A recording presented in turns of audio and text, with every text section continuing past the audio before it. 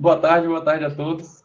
Eu sou Abraão e hoje vamos apresentar mais um evento da ISA UFBA, que é o webinar sobre válvulas de controle, hoje com a presença de Túlio, da Emerson.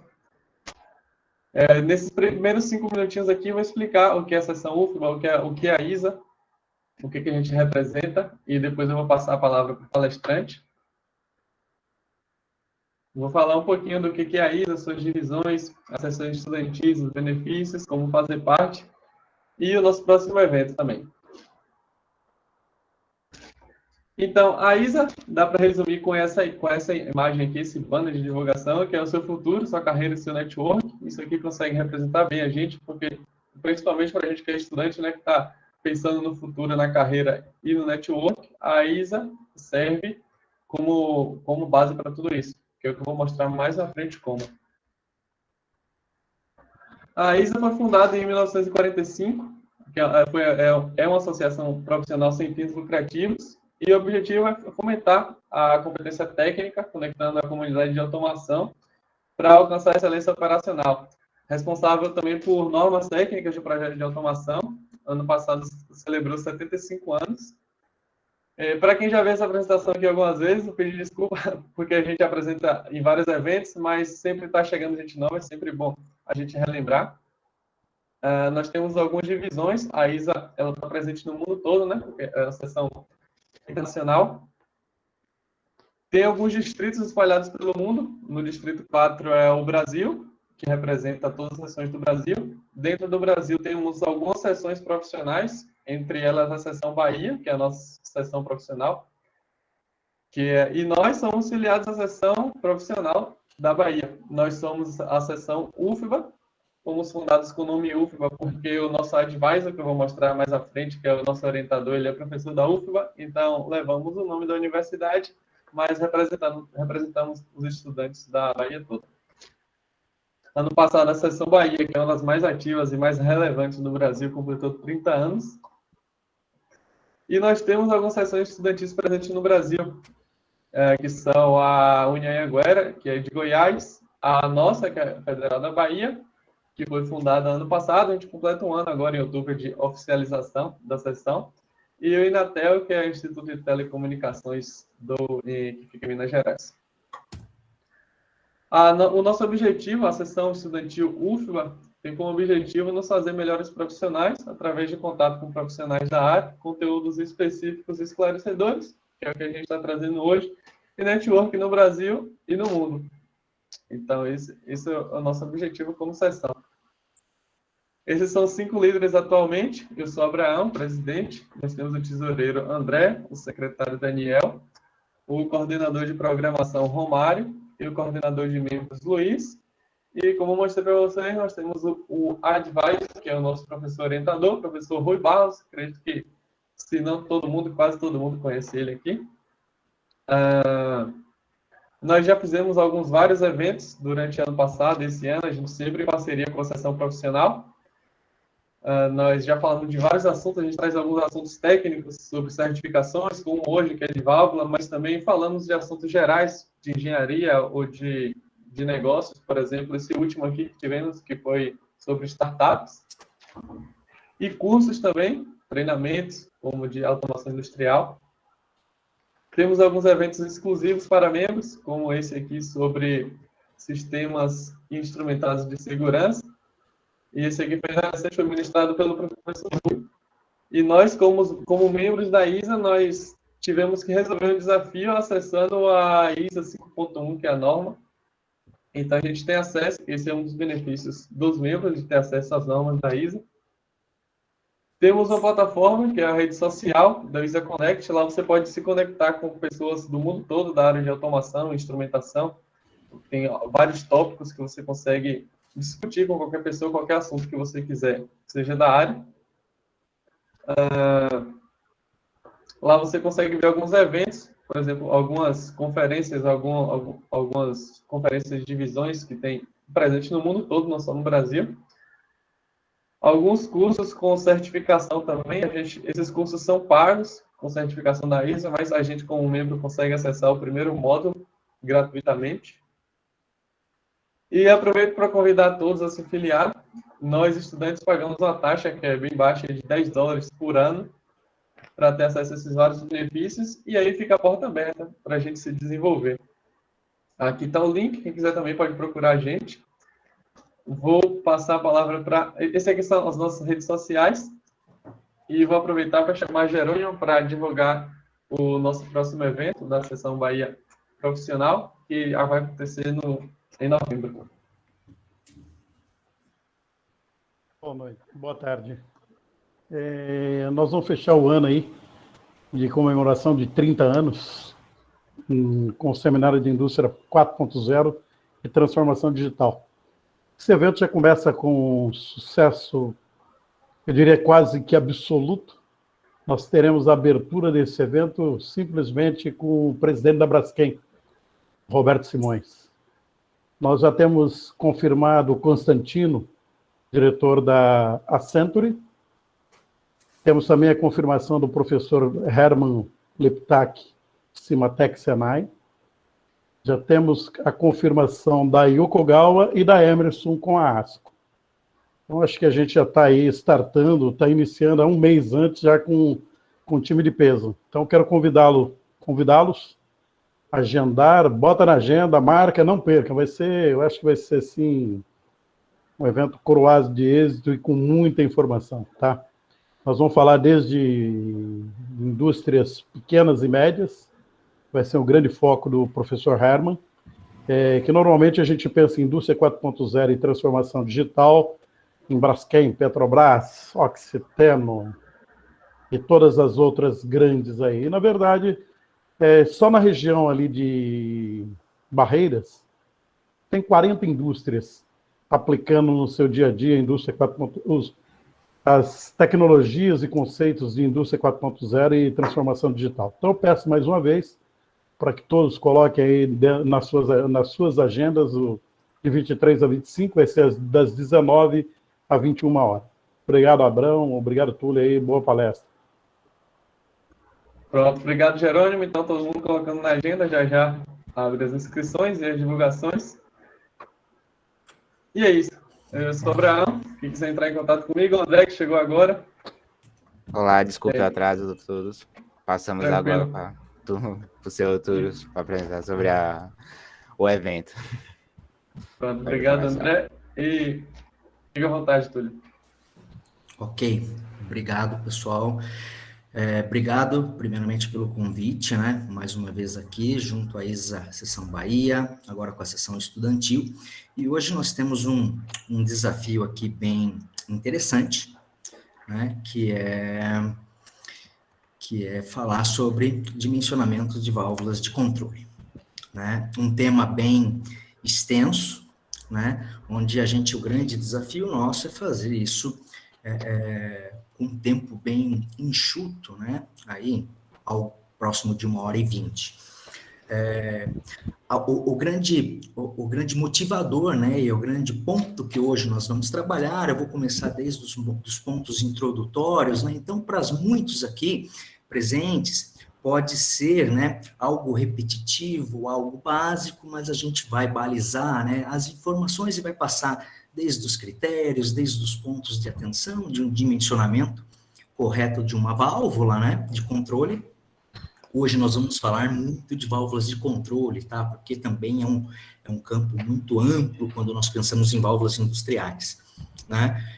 Com isso também a gente vai demonstrar algumas aplicações, né?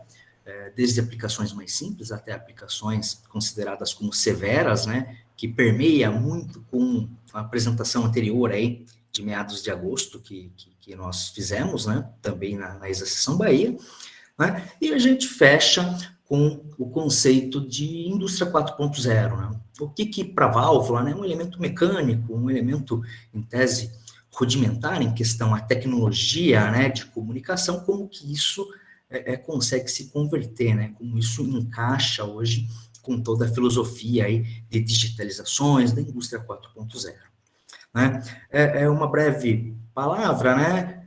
Sou Túlio Oliveira, tenho 18 anos de experiência aí na área de válvulas, né? Trabalhando junto na Emerson, com toda a linha de Fischer, de Crosby, de Keystone, etc., e todo o portfólio de válvulas de Emerson, né? Também tenho engenharia MBA, especialização em indústria, né? Indústrias da parte de engenharia de válvulas aí, posicionadores, tá? Também coloco aqui o contato do Marcos Costa, que é o nosso gerente regional, né?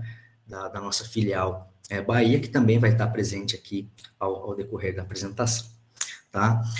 Em suma, a Emerson, né? Para quem não conhece aqui, uma empresa fundada em 1890, né? Uma empresa aí que fechou o ano de 20, né, com 16,8 bilhões, um investimento muito alto, mais de 21 mil funcionários ao longo de inovações, né, mais de 200 fábricas aí ao longo do mundo, tá? E uma empresa que investe muito em tecnologia. Então, de forma bem resumida, essa é a Emerson, uma empresa que trabalha em toda a parte de automação industrial, tá? Então, nós vamos começar aqui o nosso bate-papo com o conceito, né? O que é uma válvula de controle, né? Então, a gente pode ter aí diversos pontos, né? E referências, né? Do que a gente imagina, né? Mas eu peguei aqui alguns conceitos que são bem interessantes, né?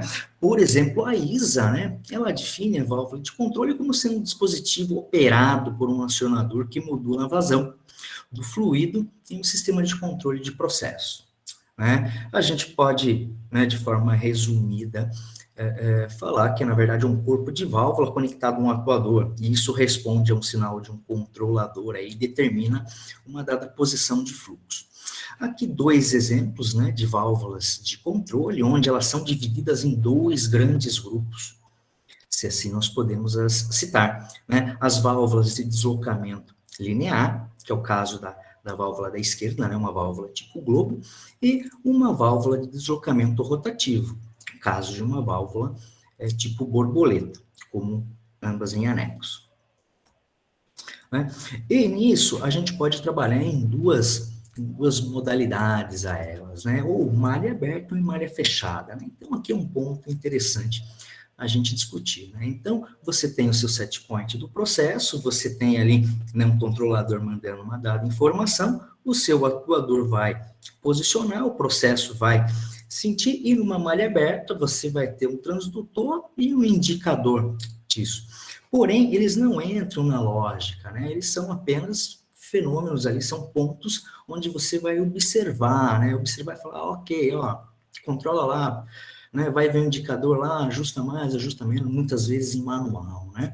E a gente tem também as malhas em fechado, né, que hoje, com os posicionadores e toda a tecnologia disponível, né, você tem o mesmo processo, né, da malha aberta, porém com um transdutor ali que vai realimentando, né, o seu processo para o seu equipamento, sua válvula, chegar ao ponto de ajuste ali e te indicar um valor factível, mensurável, aí, que você deseje estar no seu processo. Então, né, a função da válvula é estar justamente aí interfaceando junto ao processo, manipulando a energia.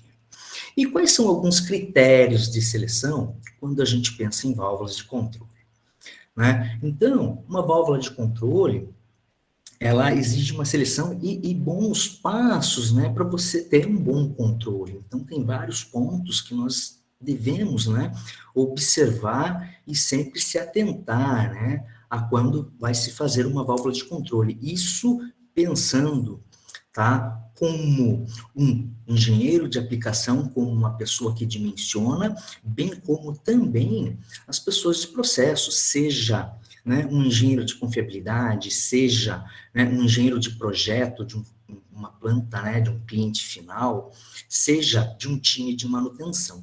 Então, alguns pontos que eu vou referenciar aqui vão ser que vão nos nortear, né, para uma seleção de uma válvula, né? Então, a gente precisa ter uma boa ideia da capacidade de vazão desse equipamento que eu vou necessitar, da classe de pressão, dos limites de temperatura que eu vou ter no meu processo, da compatibilidade e dureza de materiais, da característica de vazão, rangeabilidade, do ΔP máximo ou até operacional, que isso, né, que essa válvula, que esse equipamento vai ser exposto, né?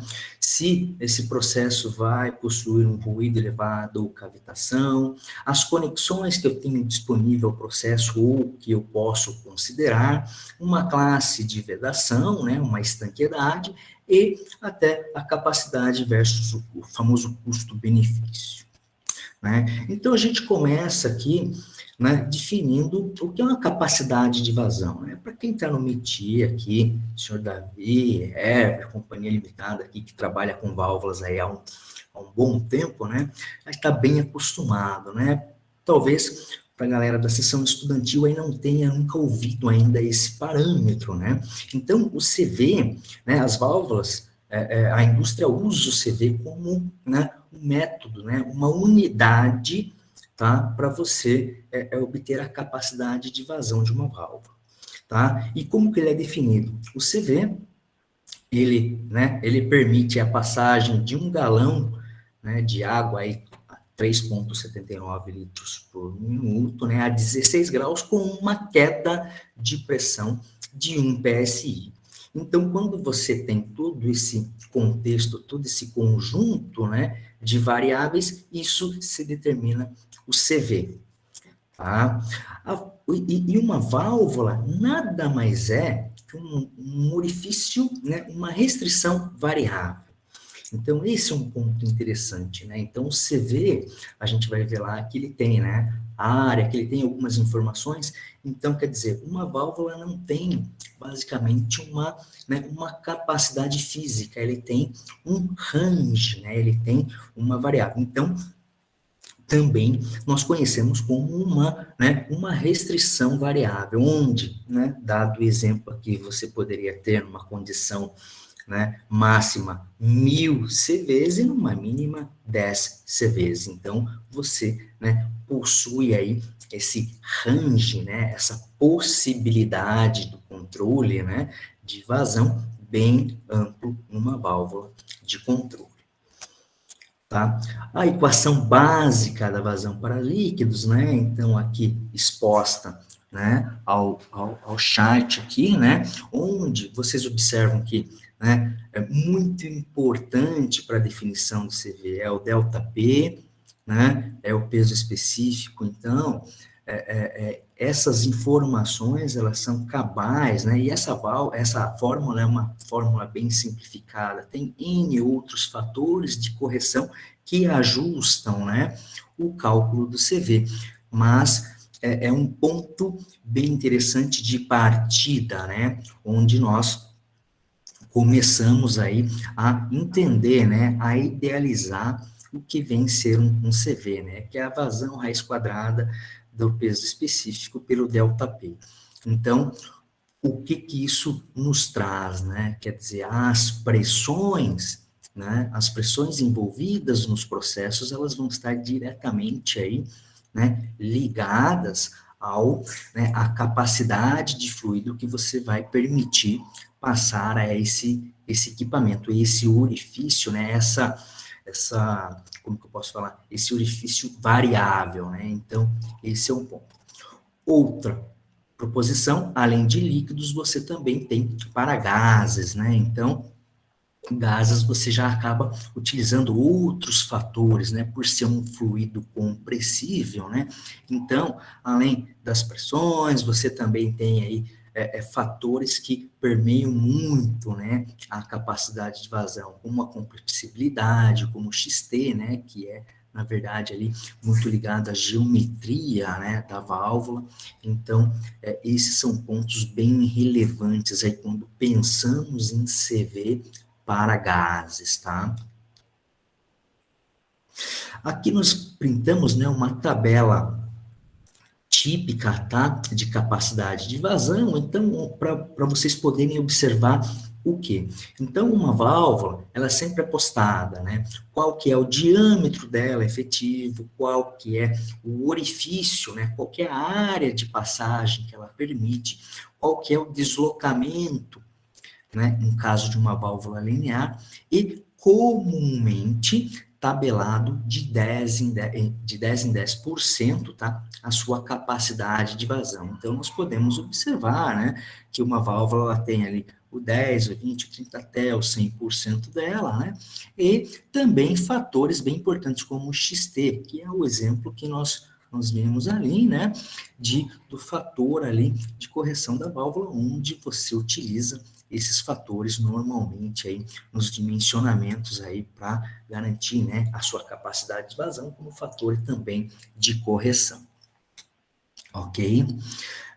Além da gente determinar, né, o CV de uma válvula, também é sempre importante termos em mente a classe de pressão por temperatura, tá? Então, por isso aqui até dessas duas figuras, né, onde nós podemos observar que não necessariamente, né, quando nós pensamos em válvula, uma mesma pressão, ela vai sempre se manter na mesma classe de pressão, né? Então, é correto eu falar, olha, uma válvula de classe de pressão 150 libras, né, ela suporta 20 quilos de pressão, 20 bar de pressão, mas isso não é absoluto. Essa mesma válvula, essa mesma classe de pressão, conforme sua temperatura vai expandindo, vai aumentando, ela vai diminuindo a sua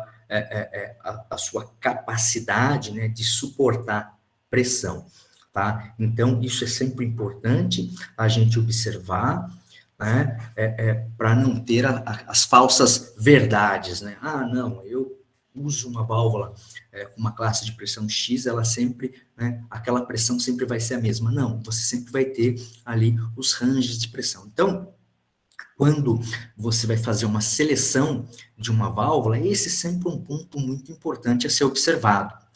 Tanto ao que tange as classes de pressões, né, para você não corromper uma classe de pressão, como também o que tange aos limites dos materiais, que são muito mais amplos, né? Então, a gente deixa de falar ali, né, pequenos steps de pressão, olha, de 20 para 50 para 100 bar, né? A temperatura também gradativa, sem muitos impactos em muitos processos, para já, né, limites de temperatura bem amplos, né? Porém, sempre importante também se observar para conseguir colocar, né, os materiais mais apropriados à sua especificação.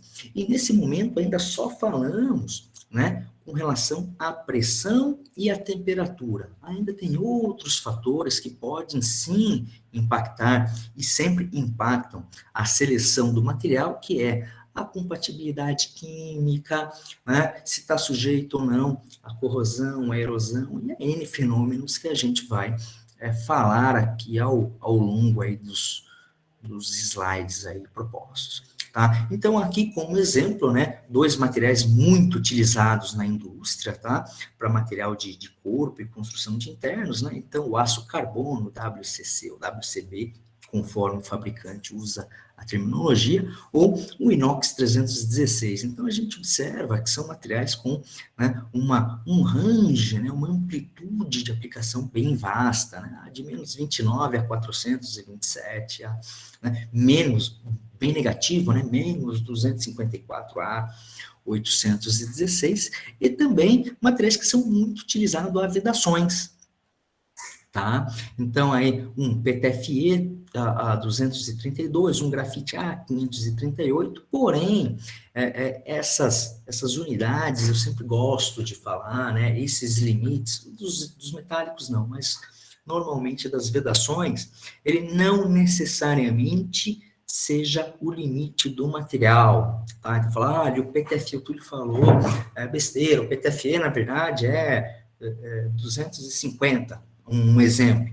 Não, o material, né, que eu peguei como referência de vedação, né, da empresa da Fischer, né, ele suporta aqui, e o grafite para alguns modelos construtivos. Na verdade, o grafite ele não tem muito um limite de temperatura, mas normalmente a gente referenciou aqui 538 graus, que é um limite, é um ponto bem interessante para válvulas, tá? Então, aqui nós vemos mais um quesito, mais um ponto de atenção. Além disso, também o dureza, né, dos materiais. E isso a gente vai observar lá na frente, né, a compatibilidade tanto química quanto dureza, né, em aplicações que podem ser um pouco mais severas. Tá? Então, aqui eu coloquei 2 exemplos, tá? Bem simples, de tanto uma compatibilidade química, né? Então, eu falo, olha, eu vou trabalhar lá com ácido sulfúrico. Qual material eu posso aplicar, né? Então, aqui ele tem algumas referências aqui de materiais que podem ser aplicados, né? E também para outros fenômenos, o que se encontra de dureza de materiais, né? Porque tem fenômenos que a gente consegue tratar, outros a gente tem que conviver, né? Então, aí a gente acaba tendo que fazer seleção, né? Seleções de materiais, né? Com relação tanto à química quanto à dureza. Então, vocês começam a observar, né? Que quando o Túlio, o senhor Davi, que também está presente aqui, fala, olha, um curso de especificação de válvula aí, ele tange mais ou menos umas 40 horas, 30 horas, é exatamente por causa disso, porque a gente acaba entrando, né, nessas nuances, nesses detalhes, né, o porquê, né, tal tipo de material, porquê outro, e toda a filosofia, né. Então, hoje a gente vai passar aqui, né, mas um dia se alguém referenciar e falar, não, eu escutei aí, muito brevemente aí, mas eu escutei já falar da importância desses pontos, né. Além disso, também tem um fator bem interessante e importante quando a gente dimensiona as válvulas, né, que são as características inerentes, né. Essas características, normalmente, elas estão muito vinculadas, né, aos processos, né. Normalmente, aplicações, ela tem algumas características inerentes. Hoje, com a inteligência dos posicionadores, você também consegue fazer caracterizações eletrônicas, né? Porém, ainda existe, e é algo que recorrentemente, quando se falar em válvulas de controle, vocês vão ter essas nomenclaturas muito destacadas no dia a dia. Então, uma gaiola, né? E aqui alguns exemplos, uma gaiola é igual porcentagem, né? Uma curva característica dela é uma curva real, né? Então, uma curva que em forma de parábola, né? Onde a gente consegue observar, né? Como é conceituado, né? A gaiola, então, são basicamente peiras, né, alternadas. Por quê? Porque a vazão ela é quadrática, né? Então, você, conforme vai abrindo, né, você vai tendo ganhos de vazão, né, conforme o plug vai se deslocando, né, através da gaiola, você vai tendo ganhos de área, isso vai representar vazão, então você consegue ter aqui uma curva de forma de parábola, né? Onde normalmente utilizamos aí válvulas igual porcentagem. Dentro do métier de válvulas de controle, a grande quantidade de válvulas hoje utilizadas são válvulas com esse tipo de característica, porque elas são as válvulas com maior rangeabilidade e que são as mais recomendadas a aplicações onde eu tenha variação de pressões e de vazões, tá? Então, é uma válvula muito recomendada a esse modelo de aplicação, que dentro da indústria é a grande quantidade, tá? Além disso, existe a válvula linear, né? Então, você tem aqui uma pera mais uniforme, né? Ela não tem, na verdade, os dois sobreposições, né? Então, você tem aí uma característica, né? Uma curva linear, né? Onde ela atende à proporcionalidade, né? Tanto ganho de vazão, de CV, como deslocamento, né? Ele tende a caminhar na mesma sobreposição. Onde normalmente utiliza-se gaiolas, né? Ou válvulas lineares, são em aplicações com pressões constantes, né, onde você não tem grandes variações, por exemplo, aplicações de nível, né, aplicações com certa constância, então ela tem uma resposta mais interessante. E, além delas, também existe as válvulas de abertura rápida, tá? Onde você, com um pequeno deslocamento, você tem um ganho muito grande de vazão, onde, normalmente, em aplicações ou que o ponto de controle, né, se ajuste melhor do que outras válvulas características, o que é uma exceção, ou em aplicações que tendem a ser on-off, tá? Abriu e fechou. Ganhos muito rápidos, né, onde você tem grande necessidade de grande velocidade de ganho e interrupção de vazão, tá? Então, os três modelamentos, né, de características inerentes de válvula, igual porcentagem, linear e abertura rápida. Tá? Um outro ponto muito importante e relevante, tá, é a consideração do ΔP, tá? Tanto o de shutoff quanto o de operação. E por quê? Vamos imaginar que uma válvula está lá trabalhando, e lá pelo conceito de válvula de controle, né, que nós vimos nos primeiros slides, uma válvula conceituada por um dispositivo que a modula, que aqui a gente pode referenciar como um atuador, seja ele pneumático, seja ele elétrico, hidráulico ou a tecnologia que o for.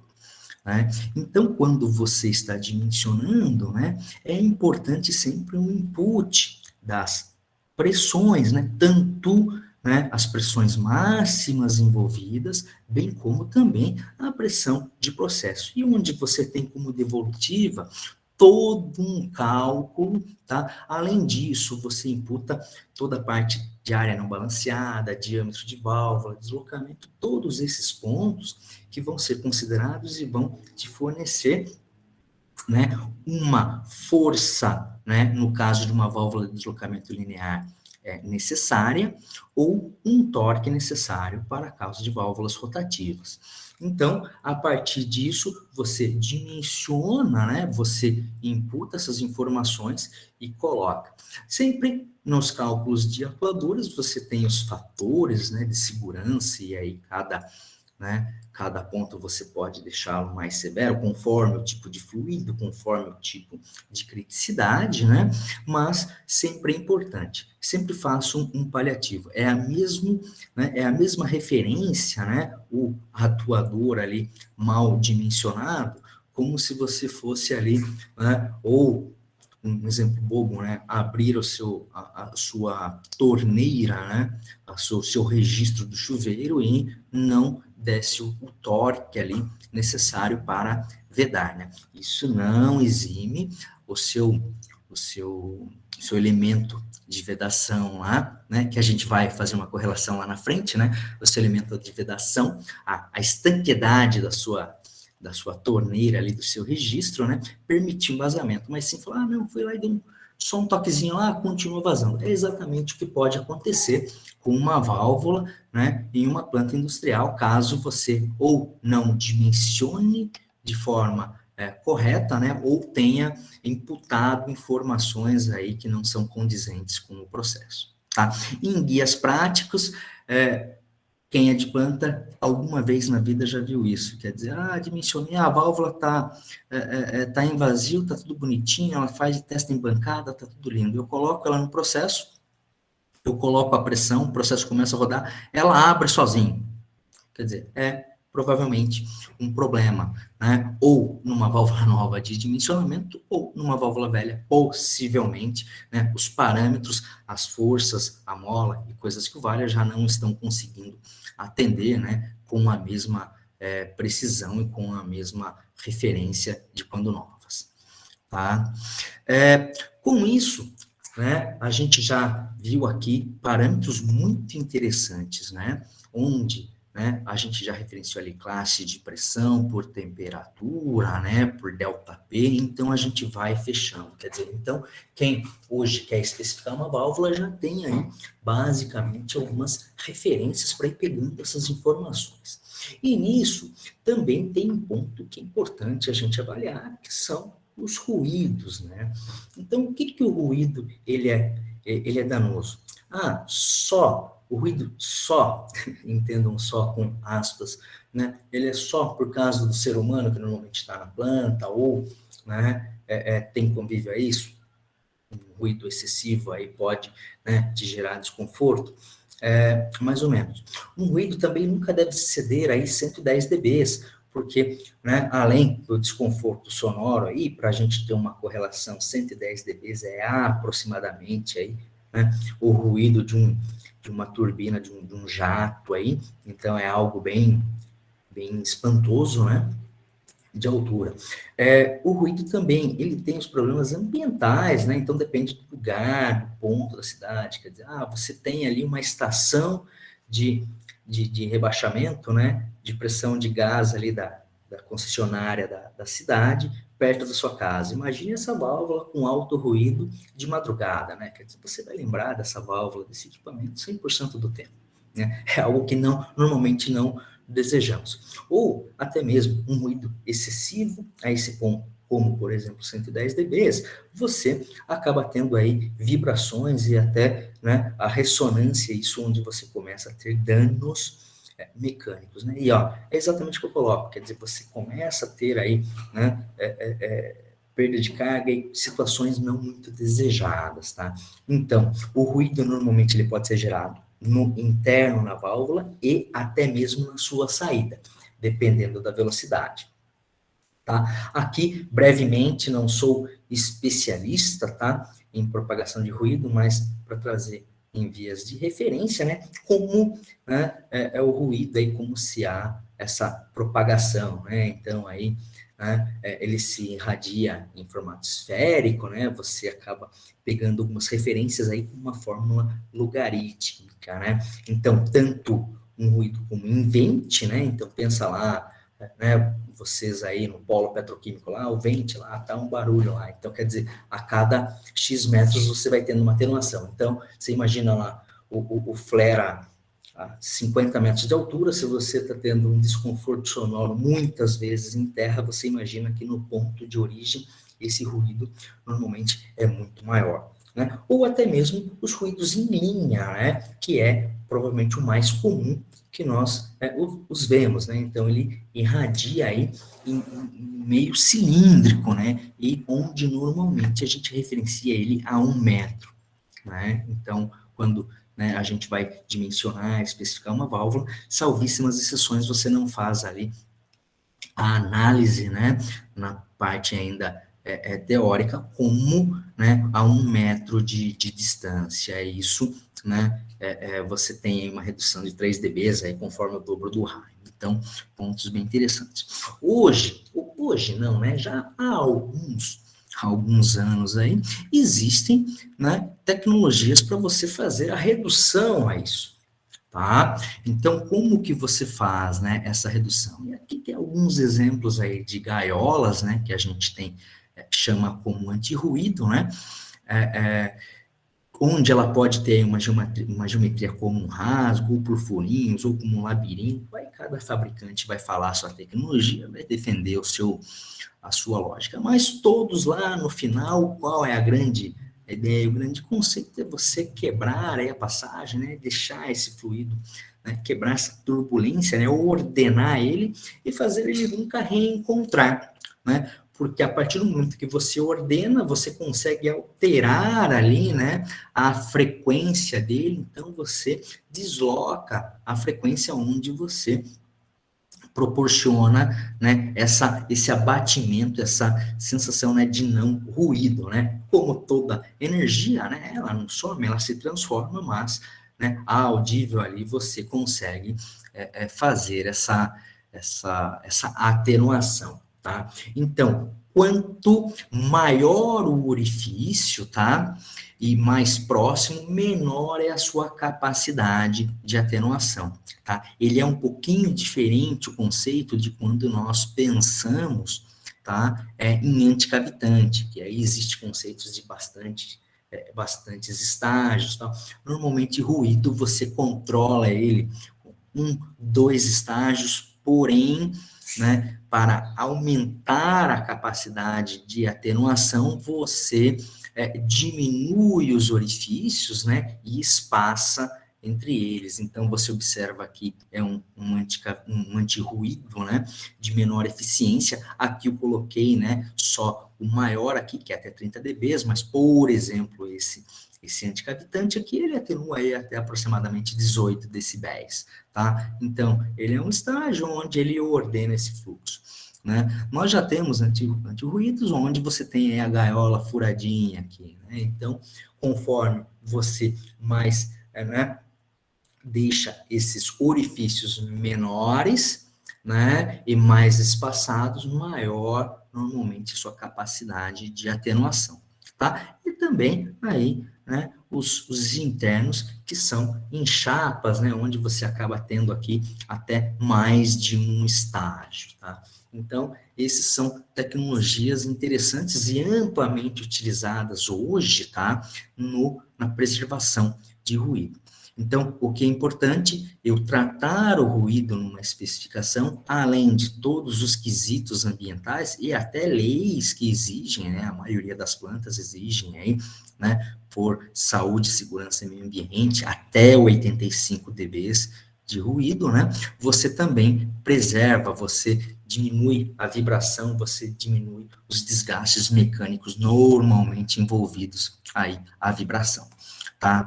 Também existem outros métodos, também utilizados, mas menos, como poderia falar, menos clássicos, né? Onde você não trata esse ruído, mas sim você acondiciona ele, você isola, né? E um deles é através de isolamentos térmicos e isolamentos acústicos, né? Então, aplicações de menos severidade, plantas menos habitadas ou situações aí que se o permitem, né? Você, né, a cada polegada de isolamento térmico, você pode atenuar de 3 a 5 dBs e de isolamento acústico de 8 a 10, tá? Então, é uma saída também, tá? Utilizada, tá? Porém, você não trata. E aqui a gente pode observar quais são, né, os prós e contras de cada uma das tecnologias, né? Então, o ruído, né, a partir do momento que ele é gerado aqui pela turbulência, né, conforme você, né, vai correndo aqui, esse é um exemplo muito interessante, né? Então, a gente começa ali, né, sai da válvula, sai numa linha com schedule 40, né? Então, a espessura da linha ali é 40, né? Schedule padrão. Você sai a 110 dBs. Aí, se você passar essa linha, né, para um schedule 80, então um schedule, né, com mais parede, você externamente tem 106 dBs. Você não fez nada, mas a sua percepção, o seu resultado externo é uma redução. Quando você coloca o isolamento acústico, isso cai vertiginosamente, né? Isso cai para 96. Porém, quando você tira esses artifícios, o ruído ainda está lá. Quer dizer, essa energia não morreu. Então, efetivamente, quando você trata com um difusor, ou seja, com uma válvula com os internos apropriados, você acaba realmente, né, tratando e resolvendo o seu problema aí ao longo de todo a continuação da sua linha, até você, de repente, ter um outro ponto de turbulência, né, e esse ruído voltar, né. Então, olha que interessante, existem os métodos, mas existem os métodos, né, paliativos, como a gente pode, né, assim citar o isolamento acústico, os schedules, né, ou realmente os corretivos, como é o caso dos difusores, atenuadores e anti-ruído. Um ponto importante, interessante a se ressaltar, né, como a gente fala lá, quer dizer, a ISA, você tem o ruído gerado dentro da válvula, né, efetivamente pela sua restrição, mas você também tem pela velocidade, né? Então, a ISA diz que a partir do momento, a IEC, perdão, a partir de 0,3 Mach, né, de velocidade em gases, você tem que fazer uma correção aqui. Eu aproveito aqui já também colocar as normas, né, de referência que nós utilizamos hoje nos nossos softwares também para, né, o abatimento aí de ruído e também para dimensionamento, tá? Além do ruído, que é um fenômeno muito ligado a gases, tá? Nós também temos dois fenômenos que sempre são muito temidos, tá? Quando a gente fala em líquidos, que é a cavitação e o flash, tá? Então, em via de regra, né, líquidos são fluidos não compressíveis, né? Existe um certo grau de compressão, mas quase que desprezível, tá?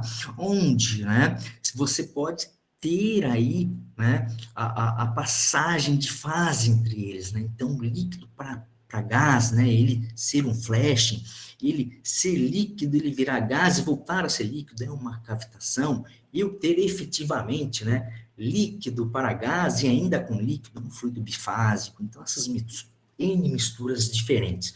Tudo isso, né, tange a algum tipo de sistemático, algum tipo de tratativa que nós temos que ter nas válvulas, tá? E aqui a gente vai discorrer um pouquinho entre elas. Bom, aqui um pontinho bem interessante aí para a galera da universidade, né, onde a gente já referencia aí algumas leis aí que talvez vocês ainda estejam aí no dia a dia usando bastante, né? Então, o líquido, né, como a gente mostra lá, né, a válvula é uma restrição variável, né? Então, quando você passa esse líquido, né, então você vem numa área grande, vai passar por uma restrição, né, e aí ajustada, e a gente acaba caindo na lei do tal do Bernoulli, né? Então, lá o ponto de maior velocidade ou ponto de menor pressão, né? Por quê? Porque você tem que passar ali uma massa, uma quantidade de moléculas, né, que estavam lá numa geometria, num espaço muito grande, né, passa por um espaço pequeno, né, restringido, e depois ele volta a expandir. Tá? E aqui começa alguns pontos de modelamento aí, né, e seleção de válvulas, quando vocês aí, assim, fazem nos cursos, né? Então, quando seleciona uma, quando seleciona outra, quanto que ela interfere, né, na geometria, no cálculo aqui, é aqui que a gente vem nessa fase. E esses dois pontos, né, como a gente já comentou, eu até peço desculpa aqui pelo gráfico, tá, do flashing da cavitação aqui, vocês podem observar aí que acho que foi feito no Paintbrush, isso daqui, no saudoso Paintbrush, não sei se existe ainda, mas é mais para critério de conhecimento aqui, tá? Então, quando você passa, né, você tem lá uma pressão, você tem uma dada pressão, quando você vai passar ela por esse orifício aqui, né, esse ponto de maior velocidade, essa pressão, ela passa por essa linha aqui chamada de PV, pressão de vena contracta, tá? A pressão de vapor, perdão, vena contracta aqui, pressão de vapor, e ela regressa. Isso daqui me caracteriza uma cavitação, tá? Porque eu saio de um estado líquido, eu passo pela pressão, né, do fluido onde ele se vaporiza e após essa geometria eu recupero essa pressão, né, e eu volto a me tornar líquido. Isso causa essa vaporização, essas bolhas de vaporização, elas causam uma implosão. Então, essa implosão, quando dada junto às partes metálicas, né, que ali estão controlando, ela vai causar esse efeito aqui, tá?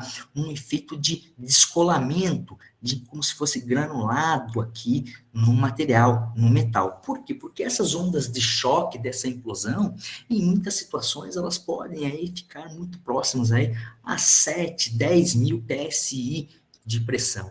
Tá? Então, são ondas de choque muito altas. Quem já teve a oportunidade de presenciar um fenômeno desse, observa que você está do lado da válvula, aparentemente está passando pedra, né? Do barulho e dos estralos, do choque que você tem a isso. Né? Já se a sua válvula, né, se a sua pressão, ela está em P1, ela é líquido, e ela, depois do rebaixamento, ela não retorna, isso daqui é composto por flashing, tá? Então, você tinha um estado líquido, né, você passou ele, você vaporizou. O flashing, ele já me dá um aspecto de laminado, né, de velocidade, porque eu venho numa proposição e altero, né, quer dizer, então eu ganho velocidade, é isso, então eu tenho esse aspecto polido, a válvula. Dois fenômenos indesejados, porém com topologias distintas de solução, tá?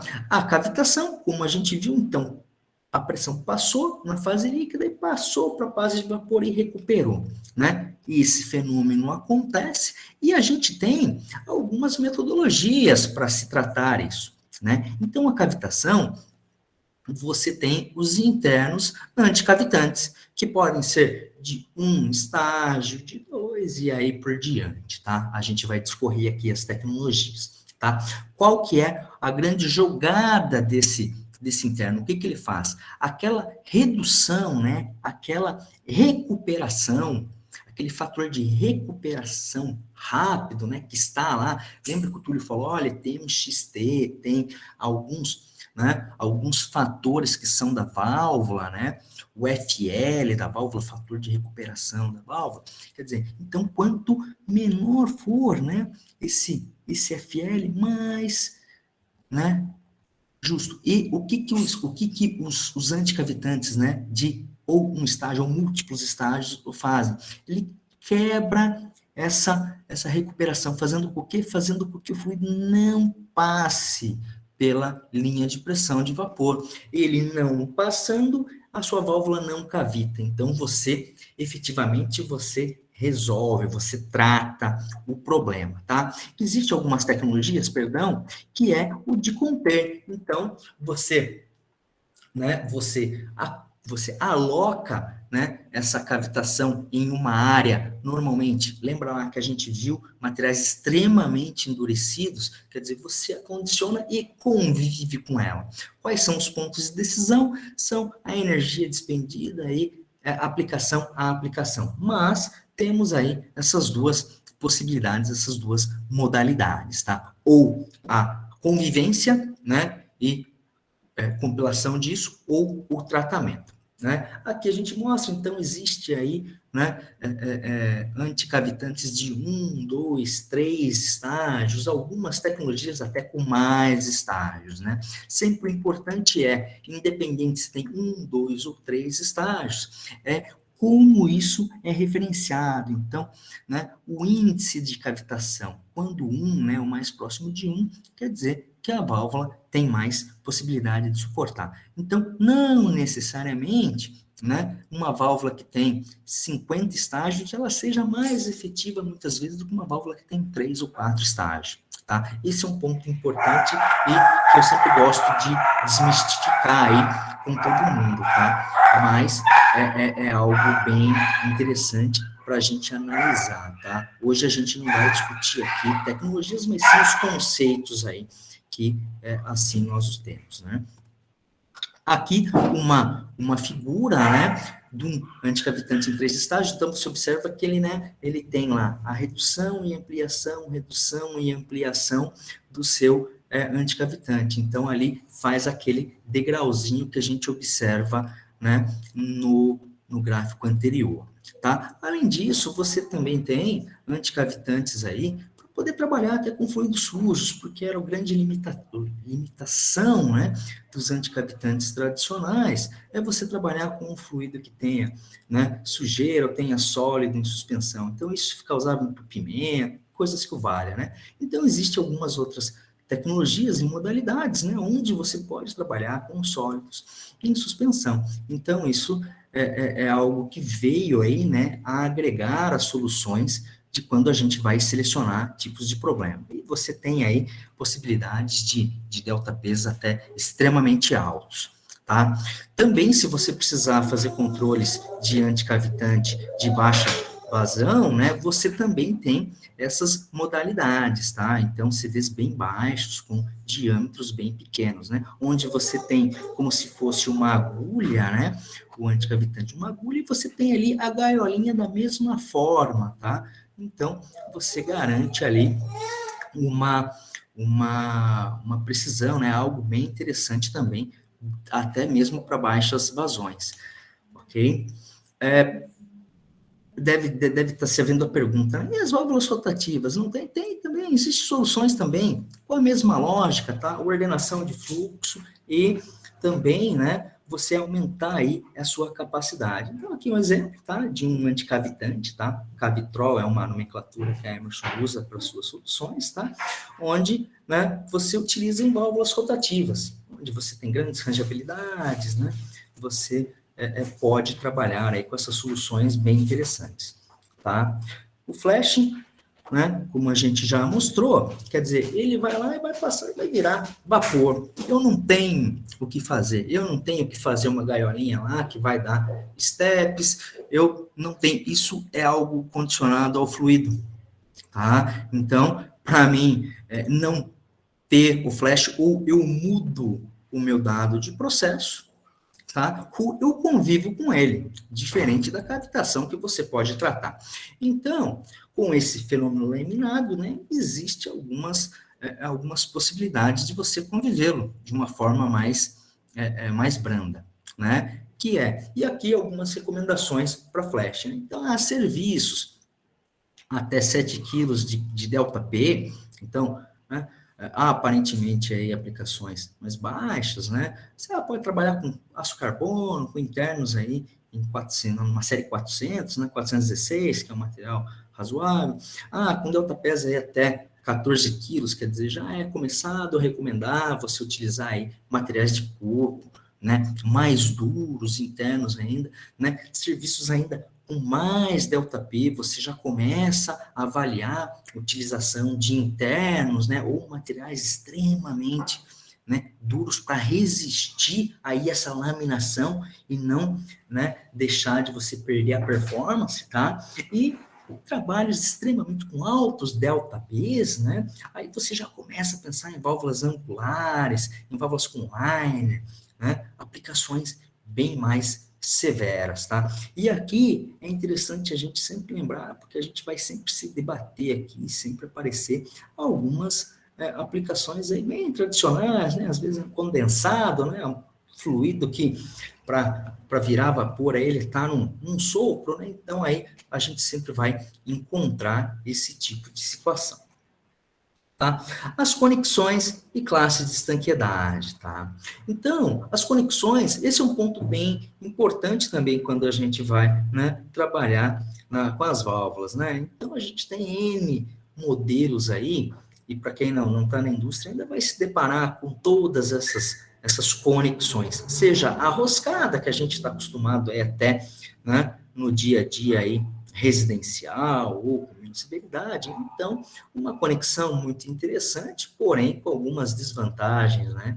Quando a gente pensa na instalação, nem tanto, né? Tanto que é usado amplamente no mercado residencial, né? Porém, quando você precisa substituir normalmente essa válvula ou fazer uma manutenção, né? Normalmente existe grande dificuldade ali para você, né, sacá-la da linha. Tem como vantagem simplicidade, uma excelente conexão, né, então uma conexão muito confiável, porém o que tange aí a facilidade de retirada, né, da tubulação, principalmente quando metal, né, você acaba criando ali as pilhas químicas, né, você causa travamento, é algo normalmente bem doloroso aí, né, quando você pensa em conexões roscadas. Comumente aplicada aí a válvulas até 2 polegadas, tá? Um outro tipo de conexão bem utilizado aí são as conexões em solda, tá? Tanto a solda de topo aí, a boot weld, quanto a socket weld, que é a solda de encaixe, tá? Com uma possibilidade, né? Uma vantagem, principalmente em altas pressões, em altas temperaturas, de você ter uma conexão muito sólida, né? Então, que você não tem ali permissividade de vazamento, coisas que valha, né, por essa conexão, porém, uma desvantagem muito abrupta também, que é a dificuldade de você retirá-la da linha, né? Então, aí, muito utilizado em caldeiras, né? Então, precisa fazer uma manutenção nesse equipamento, você, em outras palavras, você tem que cortar essa válvula da linha para poder levá-la à bancada. Hoje existem N recursos aí para você fazer manutenções preditivas, porém, né, a caso de uma necessidade, você acaba ficando aí, né, muito restrito aí à mobilidade. Aplicabilidade basicamente em setores de utilidades, né, onde você tem aí classes de pressões envolvidas bem altas, né, exemplos aqui 900, 1.500, 2.500, API 10.000, tá, classes de pressões extremamente altas, e aplicações muito vinculadas aí à área de utilidades, tá, na indústria em geral. Além dela, as conexões mais comuns e mais utilizadas aí no mercado são a flange com ressalto, né, a RF e até a FF, tá? Então, são conexões, né, são flanges onde você tem aí uma grande facilidade, né, de retirada das válvulas. Então, normalmente é utilizadas, né, de baixa até médias pressões, quase que na sua totalidade, né? Então, a gente pensa aí que no mercado de válvulas, né, de 150 a 600 libras, quase que na totalidade hoje são trabalhadas com válvulas aí RF, né, FF em algumas aplicações mais específicas, aí, em alguns padrões, né, de cada plano. Além disso, também, as flanges separáveis, né, é algo que se diminuiu muito hoje, a visualização disso, no que tange a válvulas, tá? Ainda a instrumentação e tal. E aonde que normalmente se utiliza isso?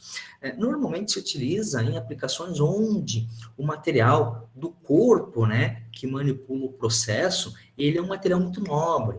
Então, em ligas alói, em ligas de titânio, coisas que valha, tá? Então, né, para não, em tese, haver o desperdício de material, né, que não vai estar em contato propriamente com o fluido, né? Então, se faz o corpo num material mais nobre e se faz as flanges num material menos nobre, tá? Então, existe aí uma outra coisa, instrumentos, né, de pressão, de temperatura, é um pouco até mais comum aí do que nas válvulas efetivo, mas é uma tecnologia existente. E a flange, né, junta anel, tá? De tipo anel, porque normalmente aplicada aí, né, uma tecnologia também de flange, né, então também tem sua facilidade aí, porém, ele tem aí, né, esse anel, né, onde melhora a vedação. Esse tipo de conexão é muito comum aí em aplicações a partir de 600 libras, tá? Por quê? Porque aí tem mais, né, tem pressões envolvidas maiores, normalmente pressões envolvidas, às vezes geram temperaturas maiores também, então é uma tecnologia muito utilizada. Posso tranquilamente referenciar, né, cliente como, por exemplo, a Petrobras, a partir de 600 libras, caso não tenha mudado a norma e não tenha visto, comumente eles patronizam aí como RTJ, tá? Então, isso se segue aí de planta para planta, de know-how, né? O que cada um determinou, mas é algo mais comum de visualizar. Além disso, também o entre flanges, né, o wafer, muito comum em válvulas rotativas, né? Então, você tem aí essa vantagem de, com um tirante, né, você fazer essa conexão aí sem grandes problemas, tá? Partindo das conexões, um dos pontos também relevantes aí a se observar, tá? É a estanqueidade. Esse é um ponto de discussão que, se a gente tivesse aqui uns 2 dias para conversar, a gente teria assunto para conversar isso, tá? Hoje, como a gente está falando basicamente de válvulas de controle, tá? Eu vou me restringir um pouco a falar, tá, da norma de estanqueidade, a ANS F6 70.2, tá? Que deve estar aí na sua revisão, 2000 e alguma coisa, 2010, 2006, coisa que vale, tá? Onde, né, ele rege o quê? Uma válvula, mesmo que, né, perfeita de fábrica, quando eu referencio ele, que ele tem uma estanqueidade, ele tem uma capacidade de vedação 2, né, ela totalmente fechada, ela ainda pode permitir até 0,5% da sua capacidade total. Então, aqui, exemplozinho bem simplesinho, né? Então, se ela tem a capacidade total de 1.000, aí 0,5%, então, ela poderia passar 5 galões por minuto, aí, que ainda assim ela estaria ok, de acordo. E por que isso? Falei, nossa, Túlio, mas uma válvula, né, ela pode permitir esse vazamento? Né? A gente sempre faz a análise, né, as correlações aí, a bloqueio, né? Fala, não, pô, eu tenho a torneira de casa aqui, eu fecho, eu quero que ela não... Pô, então eu vou comprar a torneira lá, falar, pode pingar 10 pingos por hora. Não é o ideal. É que são outras tecnologias. Por quê? Porque as válvulas de controle, elas foram feitas para regular, controlar, e não estancar, não bloquear. Isso no seu conceito natural, né? Hoje ainda tem bastante melhora, né? E coisas bem circunstanciais aí, onde as mesmas válvulas conseguem até fazer aí as duas funções, algumas tecnologias, alguns pontos pontuais, mas, né, a norma, ela nasce e ela rege isso daí. Já a classe 3 permite aí um pouco menos, né? Ponto 1, né? Quer dizer, nossa, já melhorou absurdamente. A classe 4, nossa, 0,01%, né? Então, números bem baixos, né? Então, você observa, né, que ao passar dos anos, com a evolução, né, dos elastômeros e da precisão mecânica, você foi melhorando muito sua estanqueidade das suas válvulas, até chegar precisamente na classe 5, né, que basicamente a gente testa aí com líquido, né, onde você tem uma passagem muito pequena, né, quase que um estanque total. Além disso, também tem a classe 6, que permite bolhas por minuto, tá? Porém, com o advento, a classe 6, ela normalmente está associada, tá? Normalmente, antes de alguma pergunta, normalmente ela está associada a sedes, né, ou materiais resilientes, o que para muitas aplicações, ou isso não é permitido, não é factível e causa um desgaste, mas é uma classe de vedação, né, uma estanqueidade muito interessante, quando eu penso aí em bolhas por minuto, né, algo muito pequeno, né, a classe 6. E aqui, né, a gente referencia a norma, né, efetivamente, olha, qual que é, né, o mínimo, qual que é o fluido, né, e qual que é efetivamente o procedimento que o rege, né. Então, quando eu destaco, né, o classe 5, eu gosto sempre de referenciar por quê? Porque o classe 5 dentro da ANSI F6 70.2 é a única condição onde efetivamente eu testo com o meu dado de processo, com o ΔP de Chutoff, aquela condição lá que a gente dimensiona e foi tão importante no dimensionamento, tá? Todas as outras, o teste de bancada, ele está ali ao ΔP do processo ou 50 PSI, tá? O que for menor, tá? Limitado a 50 PSI. Então, mesmo classe 6, né, quando a gente fala, nossa, pode bolhas, né, ele ainda assim é testado com uma pressão menor em comparado ao classe 5, que efetivamente você vai testar a isso, né? Aqui também tem uma leve referência, tá? Uma classe de estanqueidade aí que a Fischer, né? Ela, na verdade, trabalha, onde ela fala que é o target Chutoff, né? Basicamente um bloqueio, né? Onde ela segue mais ou menos o mesmo procedimento aí da classe 5, porém com parâmetros aí, permissividade e vazamento menores do que a mesma, tá? Mais para o critério de conhecimento. Quando a gente fala de estanqueidade, por que o Túlio fala que a gente poderia ter N tempo aqui para conversar? Porque aí você tem as normas APIs, você tem outras referências aí que estão muito mais vinculadas a válvulas de bloqueio e a outras considerações, tá? Então, para a gente, né, dar essa visão, né, esse critério ilustrativo, a gente vai hoje se restringir aí às FCI, tá?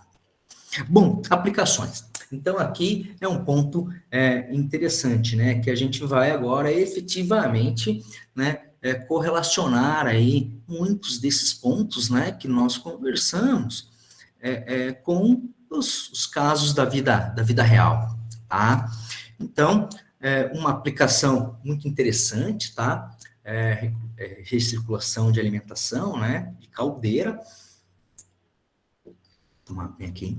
Né? Então, aqui a gente tem, né, a válvula efetivamente de regulação e de recirculação, né, onde a função da válvula de recirculação, né, é prevenir ali a cavitação. Olha, a cavitação na bomba também, você vê que não é um fenômeno só indesejado né, dentro da válvula, também é indesejado aí para todo instrumento mecânico aí rotativo, né, ou que tenha pressões envolvidas, tá? Alto potencial para cavitação da válvula. Tá? Então, por quê? Porque são válvulas que normalmente aí, e isso tem grandes variações, tá? Conforme aí, né, as caldeiras vão crescendo aí, essas pressões também vão subindo bastante, tá? Então, você tem ali uma pressão de entrada, né, de água de 65 a 95 quilos, você tem uma saída muito baixa, quer dizer, você tem um ΔP extremamente alto, você tem a temperatura do fluido, né, de 100 a 200 graus, quer dizer, uma água extremamente quente, né? Então, na seleção você tem que, né, proteger ali, você tem que prever cavitação ou não, né? E alguns tipos de válvula que ali o permitem, tá? Então aqui, aqui eu mostro, tá? Eu fiz uma simulação considerando uma válvula sem, né, anticavitante e depois corrigindo uma válvula com anticavitante, né? Então a gente observa, né, que é uma válvula lá que tem aquele fator, né, o fator de recuperação, né, alguém pode me perguntar, Túlio, quando eu estou modelando lá, tal, né, tem algum fator que vai me indicar que tal válvula vai ser mais apropriada, tal, né? O fator de recuperação, ele é um fator da própria válvula que está muito associado à tecnologia, né, porque quanto maior o FL, quer dizer, essa válvula ela tem uma maior capacidade de suportar aí grandes ΔPs, tá? Tanto que se a gente observar FL, AFL, né? Um FL de uma válvula sem anticavitante para um FL de uma válvula com anticavitante, né? Você vê que ele é muito maior e quanto mais próximo de um, mais resistente essa válvula é, mais suporta, né, algum tipo de intempérie. E você observa que esse fator, ele influi lá, né? A geometria influi lá, também no cálculo você vê nada extremamente abrupto, mas você tem ali também uma interferenciazinha, né? Você também tem uma variaçãozinha, tá? Além disso, né, a cavitação nada mais é que eu também ordenar, né, esse fluxo e não deixar, né, ele colapsar. Então, você observa que até mesmo o ruído, que é algo, né, que em líquido não é algo, não é um ponto que normalmente, né, nos causa tanto problema, tanta tensão, e você consegue reduzi-lo também. Então, né, a gente simula aqui com, né, 95 quilos de entrada, com 93 de ΔP, quer dizer, a saída de 2 quilos, né? Então, a gente seleciona aqui uma válvula de 2 polegadas, uma, né, cavitando com, né, cavitação a partir de 67 quilos de ΔP, ele já começou a cavitar e arrepiar a válvula, né? Então, aqui você observa, olha, essa válvula não vai cavitar até 93,9 quilos, né? Então, você observa, ela está suportando, ela pode trabalhar tranquilamente a essa condição que ela está projetada a isso, tá? Então, esse é um caso real, tá? É algo que acontece, é um ponto muito interessante que tem na indústria. São válvulas de recirculação, onde, né, a gente até fala que, vão ser válvulas em normalmente alta pressão, ou com um anticavitante de 3 estágios, ou, né, até mesmo aquele modelo de anticavitante para fluidos aí sujos, tá? Não necessariamente que tenha, mas, né, vai depender muito aí do know-how e da tecnologia que o cliente queira aplicar, tá? Uma outra aplicação muito interessante, tá? São aplicações de anti-surge, de compressor, né? Então, o compressor, normalmente, ele é um equipamento muito crítico, né, da planta, ele sempre aí pode ter grandes avarias, e o surge, normalmente, é um fenômeno muito temido, né, a um sistema de compressão. Então, aqui eu tenho um básico ciclo aí, né, de como é a curva do compressor, né? Então, compressor, né, inicia o motor, a máquina acelera a velocidade, você começa ali, né, a atingir a curva de performance, né? A sua pressão começa a aumentar, a resistência, o compressor ali segue na curva, né? Normalmente de projeto, até, né, o ponto A, né? Que o compressor atende o ponto A ali, então ele atende a capacidade máxima, né? De criar a pressão. E aí, né, ocorre queda súbita na demanda, né? E aí você começa a entrar no processo de surge, onde você passa do ponto de demanda, em que você começa a ter um fluxo reverso, tá? Isso ele consegue, né, retornar ao ponto D ali. Então, quer dizer, você vê que esse ciclo, né? E por que a gente vai mostrar isso daqui para vocês entenderem depois? Quer dizer, ele demora 300 milissegundos a entrar de surge, né? Depois, para sair de surge mais 400 mili. Então, para você fazer esse ciclo completo, né? 0,3 segundos a 3, então, aqui entra um critério, né? Que é o quê? Você coloca uma válvula, né? Para quê? Para não deixar esse fenômeno acontecer, né? E o que acontece quando entra em surge, né? Você reduz a vida do compressor, você perde em rendimento, você reduz vazões do compressor, danos mecânicos e etc. Normalmente, equipamentos de extrema complexidade, né? E muito custosos aí para uma planta, né? Então, é um fenômeno efetivamente não desejado, né? Para você fazer um sistema de surge, basicamente você vai, né, pegar ali da descarga e vai fazer uma recirculação, né? Vai pegar a pressão da descarga e vai jogar para a sucção para fazer essa queda de demanda repentina, você compensar isso, né? Você enganar o sistema com uma válvula, né? E, né, válvulas anti-surge, elas são válvulas extremamente complexas, né? No que tange aí, né? Pressões envolvidas altas, normalmente, e velocidade de acionamento. Aqui o grande impacto é a velocidade de acionamento. Então, vocês observam a quantidade de acessórios para fazer essa válvula conseguir atuar em velocidades extremamente altas, muitas vezes abaixo de 2 segundos, abaixo de 1 segundo, para você não possibilitar ele completar aquele ciclo que a gente mostrou no gráfico anterior.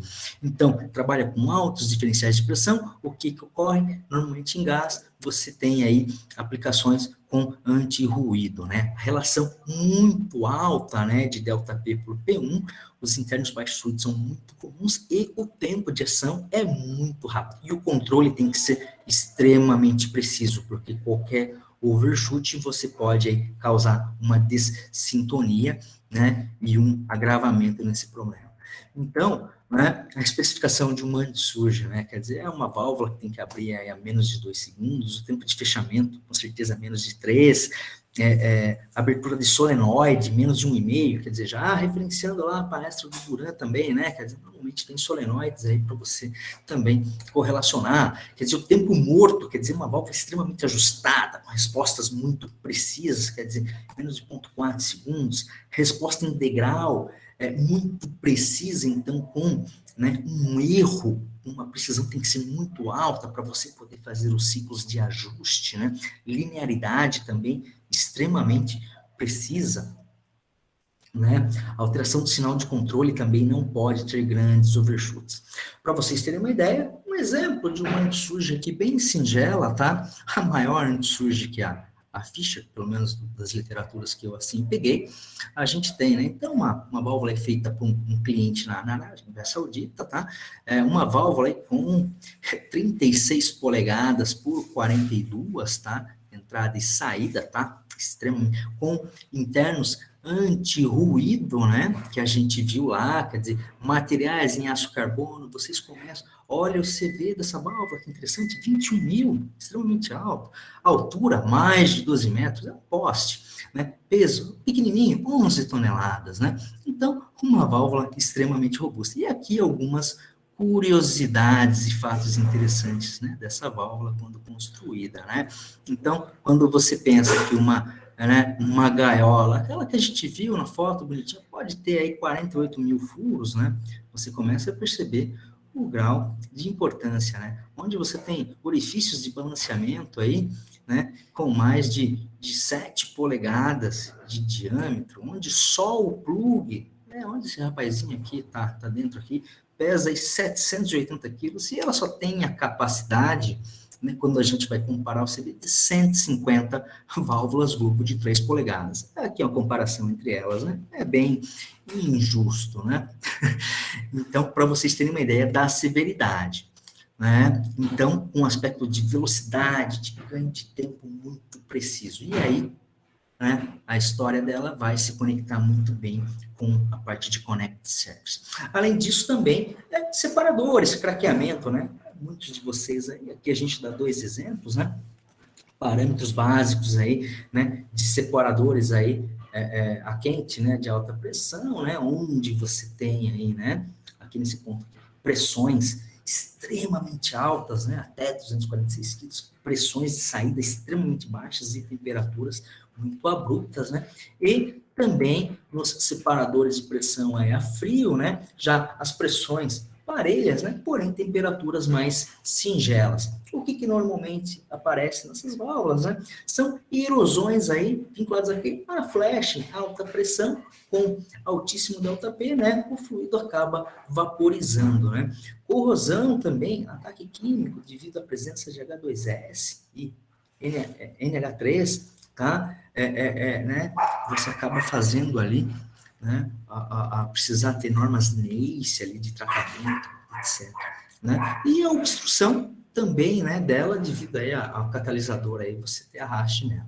Então, soluções bem clássicas aí são válvulas muitas vezes angulares ou até anticavitantes, né, para fluido sujo, tá? Com internos endurecidos, etc. Então, a gente vê, né, que todas as aplicações, elas permeiam o que a gente viu anteriormente, né? Não tem grandes invencionismos, né?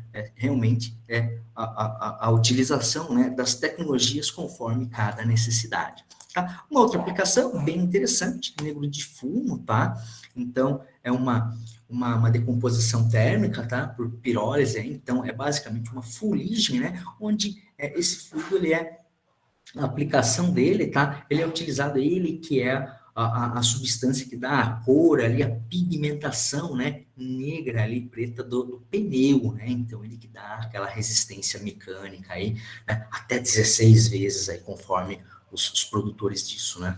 Bom, essa tecnologia através de fuligem, então, uma solução tradicional era o quê? Vamos endurecer uma válvula? O Túlio falou lá, Stilite, né, legal, funcionava 3 meses, a cada 3 meses tinha que trocar tudo interno, né, por esse processo, um desgaste muito elevado, né. Aí, a solução aí, eu colocado um material mais sofisticado aí, uma nomenclatura chamada Tribocor, né, então um material aí de uma composição de nióbio com titânio e tungstênio, né, então um material extremamente duro, tá, com aí aproximadamente 74 ROC-UC, tá? E onde, né, até nossos acompanhamentos, mais de 3 anos, e o material se manteve intacto, tá? Com a aparência aí, né, e tolerâncias de uma peça nova. Então, né, você vê que também existe aplicações aí, né, com sólido, suspensão por desgaste, né, de arraste.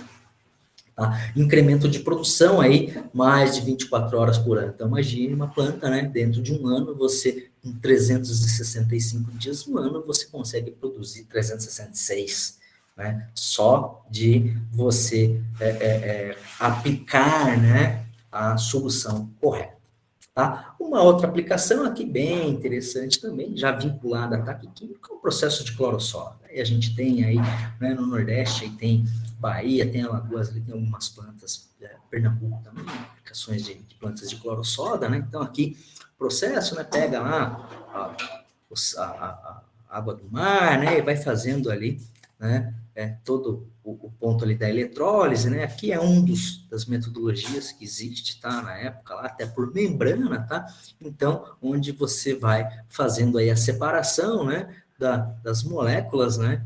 Do NaCl com NaOH, e você vai produzindo ali tanto cloro e soda. Qual que é o grande impacto, né? Nesse tipo de processo são, né, tanto o fluido de entrada, né, para a produção disso, que é a água do mar, normalmente, ou até de Minas, né, de salmoura, tá? Onde nós temos aí outro critério de solução, né? Quer dizer, então, eu posso aplicar em uma válvula. Olha, a gente nem vê basicamente um aço carbono, quer dizer, material inadmissível a isso. Então, você vê um inox, que é um material bom, você vê aí um duplex, que é um material ótimo, você vê, por exemplo, um Monel com material excelente, tá? Um exemplo. E aqui, composições, né? Que você tem construções de plug, gaiola, haste, bucha, parafusos, para cada tipo de válvula, né? Então, esse é um ponto bem interessante também, você ver essa aplicação, o grande impacto dela já é aquela análise da compatibilidade dos materiais, né? Já nessa planta, além de água do mar, também tem cloro, quer dizer, aí você já acaba mudando, né, os processos de referência. Por quê, né? Sempre limitado a tais temperaturas, como, por exemplo, um Monel ainda é um bom material. E para soda, que é um dos resultantes, né? Esse daqui ele tem vários pontos a se analisar, de concentração, pureza, temperatura, pressão, né? Então, tipicamente aí a gente coloca, né? Ligas, composições, né? De níquel alói ou até mesmo Monel, né? Porém, sempre vai ser importante checar em que ponto, tá, da curva aí da soda cáustica, por exemplo, ele vai se encontrar, né, o fluido que você vai manipular para poder fazer aí a sugestão mais correta, tá? Para isso, né, também existe alternativas de válvulas revestidas, né? Então, você coloca uma válvula que, né, 100% revestida, não tem contato com a parte metálica, onde você muitas vezes pode trazer grandes economias aí, né, com relação à aplicação. Aqui tem o exemplo de válvula Globo, mas também existem válvulas revestidas, borboletas, esferas e etc. Tá? Com isso, a gente tem que trazer o quê? A indústria 4.0. Então, tudo que a gente vê na parte de dimensionamento, né, ele não traz grandes inovações, tá, no que tange aí tanto a parte eletrônica. Então, como que a válvula, eu brinquei lá, como que a válvula ela vem para a indústria 4.0, né? Ela vem através dos posicionadores, tá? E aqui eu dei alguns highlights aí de alguns recursos que existem nos posicionadores, tá? Então, hoje você tem a capacidade de ver, né, que ponto que sua válvula tá, se ela já ciclou bastante, se ela ciclou pouco, se ela, né, de forma online, ela tá agarrando mais, tá agarrando menos, se você, né, tem aí um desgaste inicial, se você já tem algo que está avançando, né? Como está a sintonia dela, como está, né? Todos os parâmetros que são importantes para a gente analisar para um bom funcionamento de válvula. Tá? E quando falo, nossa, hoje indústria 4.0, na verdade, muitos desses recursos, para não falar quase todos, existem desde a época do saudoso, do Nokia, ele já tinha capacidade. Então, aqui, a gente está falando de alguns recursos desde os anos 2000. Porém, né, cada dia mais a tecnologia está sendo exigida, né, as gerações estão avançando, né, o computador, as lógicas, etc., estão se convergindo, então isso, né, vem ganhando muita força, né, face aí a ISA, né, também aí com vocês, fazer aí, né, apresentações de digitalização, coisas que valem, porque hoje isso, né, tem uma grande visão aí desde os usuários, né, que somos nós aí, até dos grandes empresários aí, dos donos das grandes companhias, né, e isso você tem aí como ter, né, diagnósticos aí de performance, desde um entupimento, com descrições de falha, causa, até ações recomendadas, tá?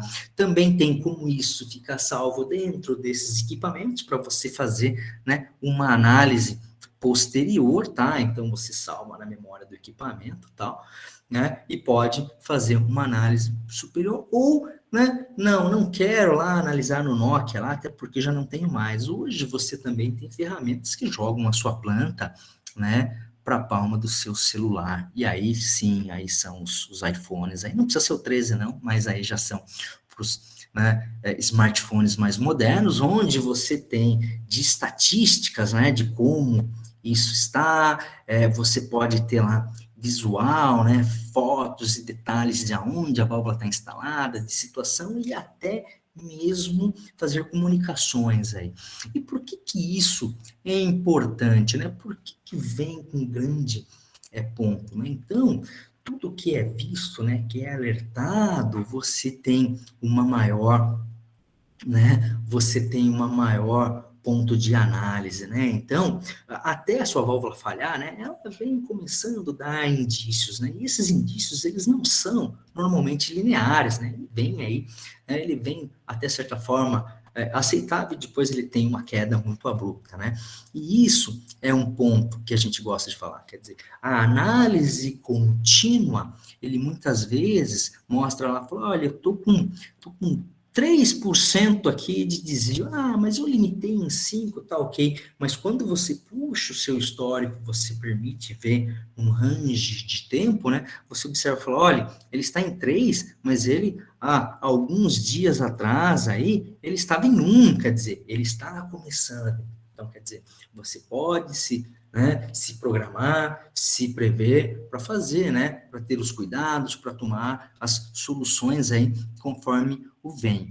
E isso permeia o quê? Aos serviços digitais de monitoramento, né? Então, hoje você é capaz dos recursos, né, que tem nos mais distintos tipos de posicionadores e sistemas, né, fazer essas visualizações, né, tanto local, né, ou com uma arquitetura de Connect Service, onde você tem a planta, você, né, pode ter ali um meio de comunicação, né, seja ele manual, seja ele automático, né, com uma estação de monitoramento, né, seja também essa estação de monitoramento de um fabricante ou mesmo de uma matriz, né, de uma planta qualquer, e essa equipe especializada, ela fica responsável por fazer todas as análises dos equipamentos, né, com os recursos possíveis, né? E já dá as devolutivas à planta, para ela poder, sim, fazer as ações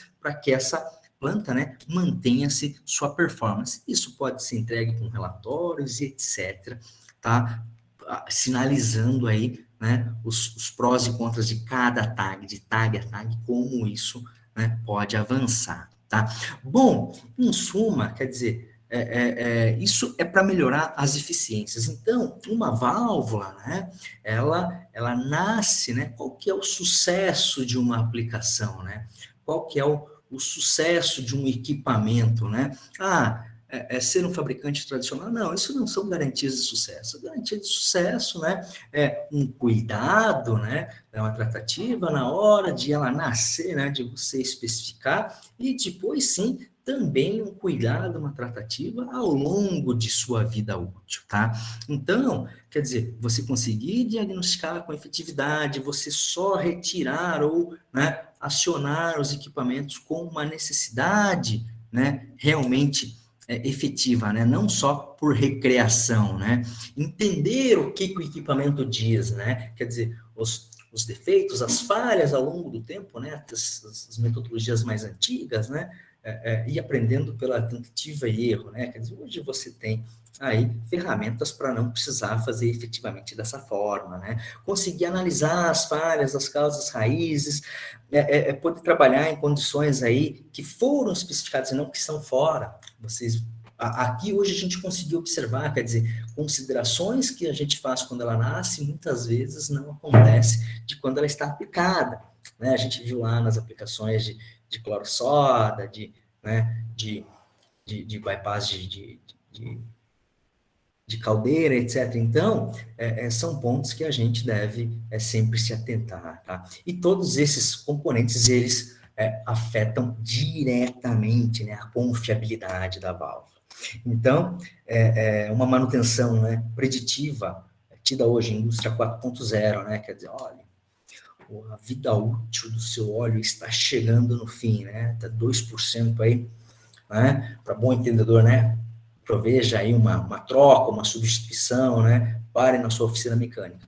Ou a corretiva, né? A indústria tradicional, mais antiga, né? Que beleza, parou o motorzinho do seu teco-teco, vai tentar dar o tranco lá, tá? Pessoal, estou, acho que um pouco avançado aí do horário prometido, já em 10 minutos, mais alguma dúvida? e aqui meus contatos. Eu vou... Ok, muito obrigado, Túlio. A apresentação foi ótima. Aí, então vou passar aqui as perguntas que fizeram durante a apresentação. A primeiramente do mestre Jerônimo aqui, que ele algo rápido, ele pergunta se a cavitação em uma válvula pode ou consegue danificar uma tubulação. Sim, ao longo do não tão evidente, não tão efetiva, tá? Quanto na válvula, tá? Mas ela sim vai deteriorando também, principalmente ali na área de saída, tá? Ele pergunta aqui, o teste de estanqueidade pode ser realizado em campo ou somente em laboratório?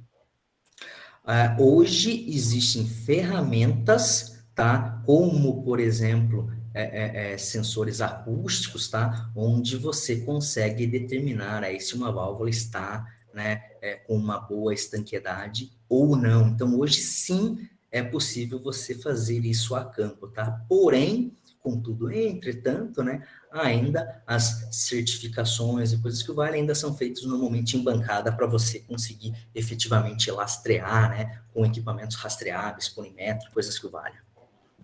Ok. Só para adiantar, já que já vi que o pessoal já está indo embora, eu estou botando um formulário de feedback sobre o sistema. É algo bem rápido, não vai durar nem 10 minutos. Então, quem for saindo, por favor, faça esse feedback para podermos melhorar cada evento.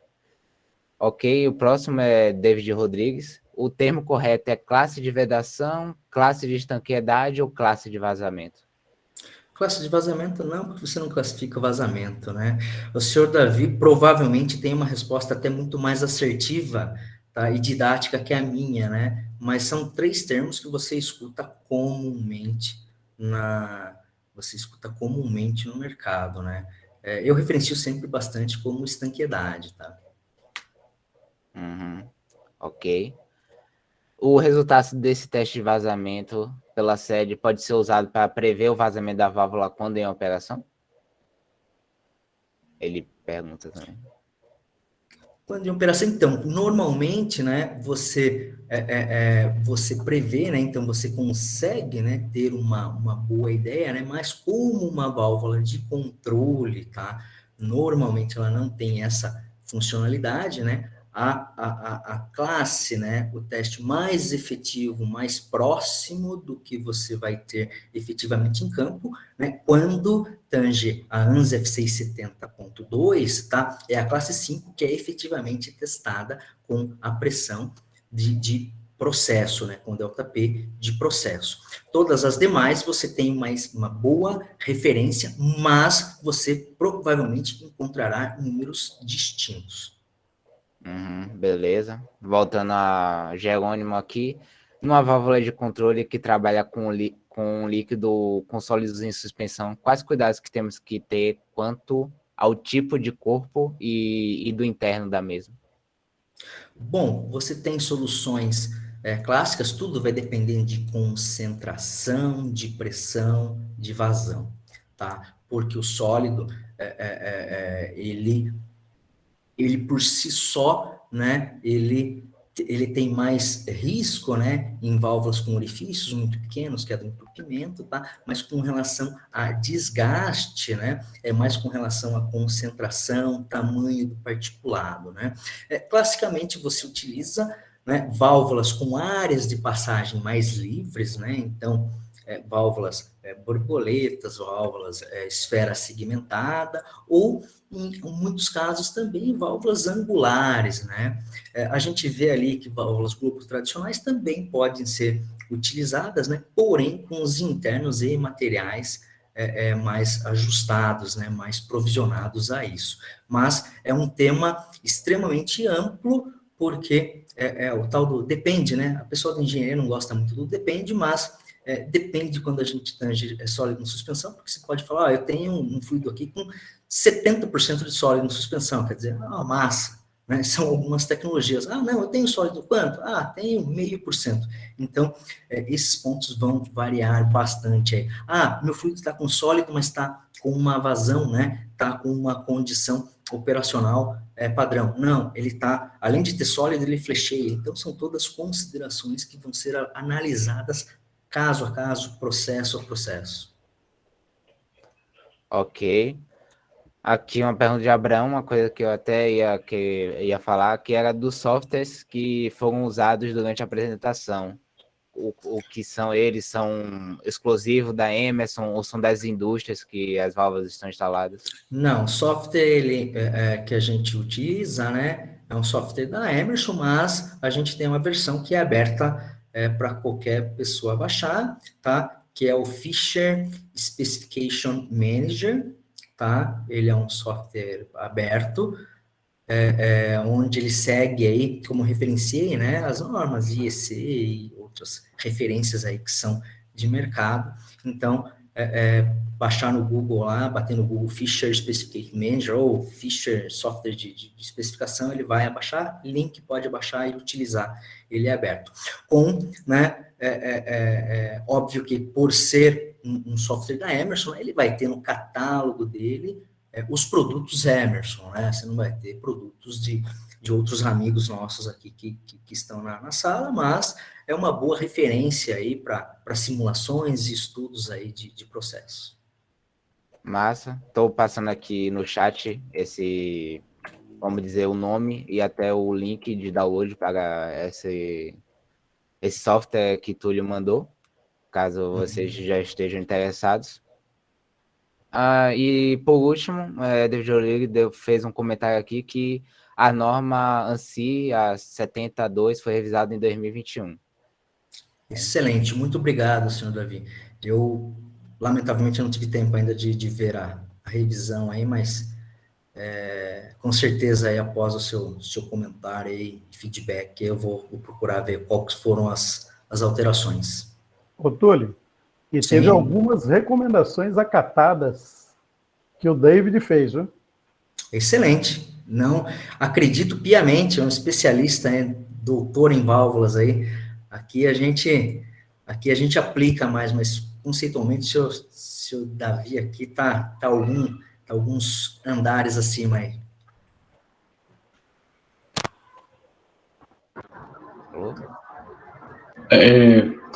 Pronto, acredito que não tem mais perguntas, né, André? A gente pode encerrar por aqui.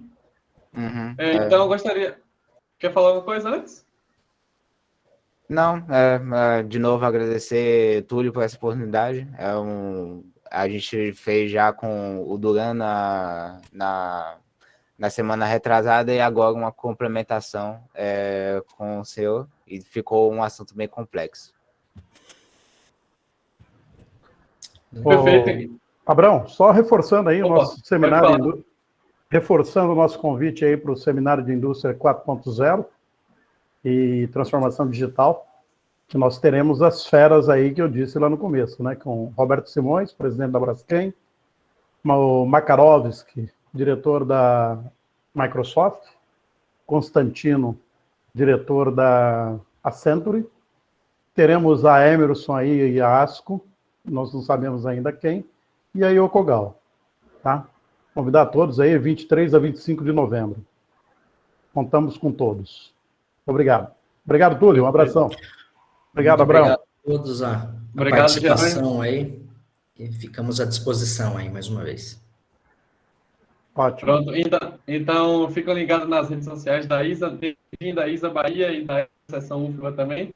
Para finalizar, queria agradecer a Túlio pela disponibilidade, a própria Emerson também, que se disponibilizou a fazer esse evento, Jerônimo, Seção Bahia também. Vou parar a gravação aqui e, que se sentir confortável, vou pedir para ligar a câmera para a gente tirar um print para postar nas nossas redes. Eu estou parando a gravação aqui.